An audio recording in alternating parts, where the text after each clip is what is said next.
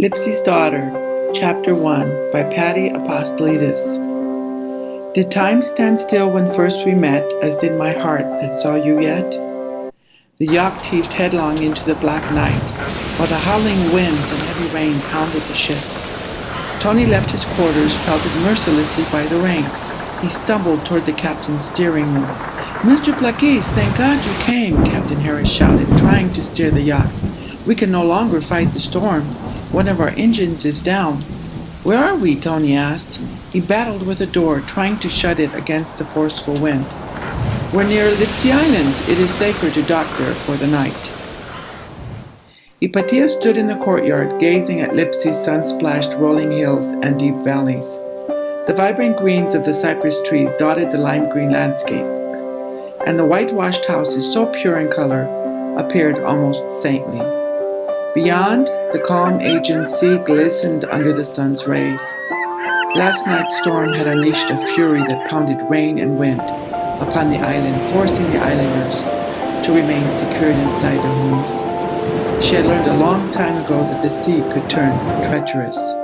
Today, everything seemed normal as several white fishing boats studded the sea. "Come, Kitso. Babu, grandfather wants us to get bread before the bakery closes," she said, patting the donkey and straightening his red silk tie until it hung gracefully from his neck. "There, you're the handsomest donkey in town." Mistakenly bringing home the wrong donkey years ago, Ipatia's mix-up had caused much confusion. She had solved the problem by having Kitso wear her father's red tie. At first, her grandfather grimaced at the gesture, but learned to accept it over time. The tie had become a part of Kitso, identifying him from the other donkeys. They ambled down the narrow stone path, down the steep hill, past her grandfather's lush vegetable garden and olive orchards, and past the open fields with stone boundaries. A gust of wind pulled her braided hair loose and played havoc with her black skirt. Used to the capricious island breeze, she absent-mindedly tucked the golden strands of loose hair behind her ears. Her thoughts turned towards the trip tomorrow. This would be the first time she was returning to Piraeus, a main harbor in Greece after her parents' death. Her aunt had inherited their house, and Ipatia planned to live there with her. Ipatia also intended to stay at the university in Piraeus. The fact that her aunt had not replied to her letter dampened her growing excitement at the impending trip. The plodding donkey steps stopped in front of the tzatzika's house. Ipatia's trips to town often included stopping to have a chat with her godmother, Katerina Tzatsikas, whom she called Nona. Her godmother usually had some juicy gossip to deliver over a cup of coffee and a glouraki, Greek cookie. Afterwards, Ipatia would treat Kitso to the tasty leftover morsels, and he would smack his lips with satisfaction. Kitso turned his head and gazed expectantly at the shut door. A shut door indicated that the family was probably napping or gone. Even if the family were home, Ipatia could not stop for a visit. She was already late. "You'll have to wait for your treat," Ipatia said, laughing and nudging him onward with her feet. They reached the bottom of the hill and entered the main road. Soon, Ipatia spied the magnificent domed church of the Virgin of Haron. Last week, thousands of tourists had arrived on Lipsi Island to witness the miracle of the Virgin Mary icon and join in the parade and festivities that lasted several days. As she rode by the church, Ipatia reverently made the sign of the cross. A forceful howling wind smacked her face. She pulled the strands behind her ears and then heard a banging sound coming from the church. Ipatia spied its door swinging back and forth from the wind. The wind must have pried the door loose. Stopping, she hopped off the donkey and sprinted up the ramp to the entrance. She peeked inside. A strong scent of incense tickled her nose. "Hello?" she called out. The place was empty except for the icons that observed her quietly.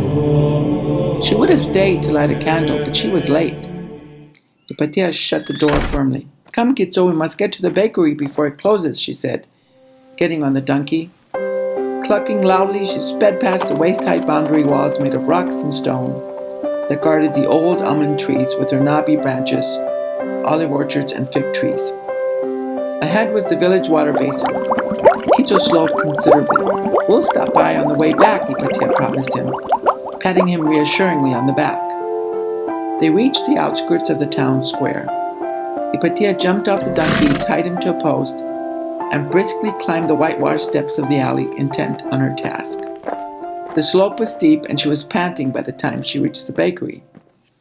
To her dismay, Ipatia found the door locked. She tapped loudly on the window, hoping someone would be inside. She tapped it again. Mrs. Poulos, the baker's wife, opened the door, smothering her with the scents of warm baked bread. Her wide, friendly face broke out into a grin as she gestured Ipatia inside. "Ipatia, come in. I was just closing up the shop." Ipatia thankfully chose 3 loaves of warm, crusty bread and placed them in her canvas bag. She took the drachmas out of her skirt pocket and began counting the coins. "Oh, no, my good girl. This is my farewell gift to you," Mrs. Poulos said, brushing off the proffered hand. She warmly hugged Ipatia, enveloping her in a soft cushion of human kindness.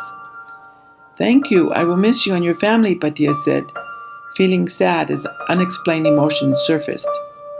It had been a long time since anyone had hugged her. Mrs. Poulos dabbed away the tears that had formed in her reddened eyes. "I remember when you used to play with my daughters. Although you were the youngest, you were the best behaved. When they married and left the island, I was sad. Now you are leaving us, and I am sad again. Don't worry, Mrs. Poulos, I'll return someday and visit you." On the way home, guilt feelings threatened to overwhelm Ipatia. This island isn't so bad after all. At times, I felt sad because I missed my parents, but the kind people here have helped me in so many ways. And what about Papu? He is all I have, and I will miss him dearly. Besides, he is getting on in years. He needs me here. Oh, why do I want to leave? Her troubled thoughts continued for a few minutes more. Then she remembered why she wanted to leave. "There is no future for me here except marriage," she said aloud. She sat upright on the donkey, and her back became stiff as a rod. Her determination to leave the island had returned. For some odd reason, she began to feel cheerful. Was it because she would be in Piraeus tomorrow and closer to getting her degree? They reached the water basin. The donkey stopped, planting his feet firmly. Ipatia laughed. "Ha ha ha!" She watched him sipping water under the shade of the old gnarled olive tree. He might be a while. She glanced around. There was no one in sight. Impulsively, she hopped on the edge of the basin and, reaching for the branch, pulled herself up. Scrambling for a moment, she finally settled against the crook of the tree. This would be the last time she would sit in her favorite secluded resting place, reading her favorite book. Ipatia pulled out the slim English novel from her skirt pocket and began reading it aloud. An old present from her English tutor, its worn edges were a testimony of the many times that she had read it. Several months had passed since she had last cracked the book open, for she had been too busy. With only a few pages left before the ending, Ipatia laboriously attempted to translate the text into Greek. How will the heroine in the novel get out of her predicament this time? Ipatia received the answer. The heroine finally declared her true feelings to the man that she loved. "I love you. I have always loved you," Ipatia announced in English. Her voice sounded loud and triumphant. The hero declared his love in return and promptly proposed to the heroine. The end. Feeling oddly dissatisfied, Ipatia shut the book. Her recent decision to pursue a college education over marriage clashed with the story's ending. She sighed. "Have I outgrown the book?" Something rustled above her, and she glanced upward, thinking it might be a bird. Her breath choked in her throat. She froze. A large black snake slowly slithered down the trunk of the tree, heading towards her. Terrified of snakes, she scrambled blindly to get away. Ipatia pushed her body off the thick branch, expecting to hit the ground. Instead, she found herself floating in the air. It took her a moment to realize what had happened. Her long skirt had caught on the branch, and it was holding her up. She twisted her head desperately around to see if the snake was slithering toward her. It was moving closer. Panicking, Ipatia flared her arms and legs, trying to extricate herself from the branch. Her heart racing with fear, she cried out, "Help! Help!" A man appeared out of nowhere. Tony's first reaction had been to laugh at the comical scene in front of him. The girl swinging from the branch like a monkey, her arms flailing, her stocking legs crisscrossing like scissors. Yet when he saw the snake, Tony went into action. He grabbed a branch from the ground and ran toward her. "Don't move. Don't say anything," he said to the girl, his eyes intently watching the snake. The girl stopped moving. As if sensing danger, the snake also stopped its movement. Tony reached up and poked the snake. It moved swiftly toward the girl. With a quick, forceful jab from the stick, Tony flung the snake powerfully in the air. It fell with a thud to the ground and slid quickly away, vanishing into the nearby bushes. Tony jumped on the basin, untangled her skirt, and plucked her off the branch like a ripe apple. Her soft body nestled in his arms, giving him an exhilarated feeling. She opened her eyes. "You are safe now," Tony said reassuringly, gazing down at her beautiful face. Shivering uncontrollably, the girl pushed herself off his firm chest, toppling ungracefully onto the ground like a sack of potatoes. "Ow!" she sputtered, scampering up. She dusted the dirt off her face and arms. Tony lost his balance from the force of her push and landed in the water with a splash. Trying to stand up, he faltered and slipped back into the water. I thank you. I have to go," she stammered. She grabbed the donkey's rein and, slapping his behind, yelled, "Ande, go!" Wait, just a minute," Tony shouted, getting up. The donkey broke into a trot, pulling her along with him. Tony watched the fleeing girl as her long, sun-kissed tresses streamed behind her. She reminded him of a frightened deer. He climbed slowly out of the basin, holding steadily on the side for support. His white cotton shirt and black cotton pants were drenched. He shook his legs to get rid of the water, removed his soaked shoes, and poured the water out of them. He swore silently. Not only did the girl run away, but she also had the audacity to push him into the water. Let's be honest, this was the first time a girl ran away from me, and I didn't have a chance to talk to her. She has bruised my ego. In all my 29 years, my good looks always had girls flocking to me. Even my nanny adored me. His glance fell on the brown book on the ground. The girl must have dropped it. He picked it up, mindful of his wet hands.